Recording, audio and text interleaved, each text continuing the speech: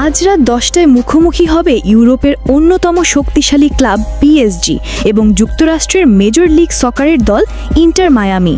তবে ম্যাচের সবচেয়ে বড় আকর্ষণ লিওনেল মেসি তার সাবেক ক্লাব পিএসজির বিপক্ষে মাঠে নামবেন।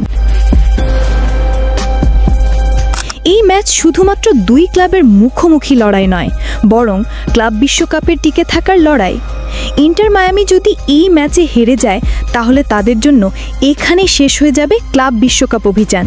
অন্যদিকে পিএসজিও চাইবে তাদের ইউরোপীয় আধিপত্য ধরে রাখতে।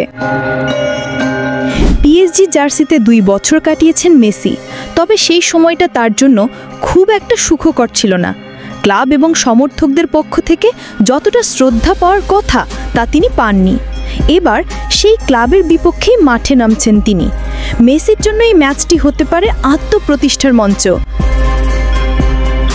পিএসজির বর্তমান কোচ লুইস এনরিকে জানেন মেসিকে আটকানো কতটা কঠিন। তিনি বলেন, লিওনেল মেসিকে রুখতে হলে এককভাবে সম্ভব নয়, তাকে আটকাতে হলে গোটা দলকেই রক্ষণে একসাথে নামতে হবে, না হলে আমরা বিপদে পড়তে পারি। এই বক্তব্য থেকেই বোঝা যায় পিএসজি কতটা গুরুত্ব দিচ্ছে মেসির উপস্থিতিকে। মেসির ইন্টার মায়ামির জন্য এটি একটি কঠিন লড়াই হতে যাচ্ছে।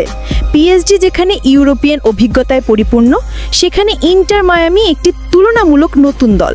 তবে মেসি, সুয়ারেজ, বুস্কেটসদের অভিজ্ঞতা হয়তো এই ম্যাচে বড় পার্থক্য গড়ে দিতে পারে। এই ম্যাচে ফল যাই হোক, এটি নিঃসন্দেহে ফুটবল প্রেমীদের জন্য একটি উত্তেজনাপূর্ণ এবং স্মরণীয় রাত হতে চলেছে।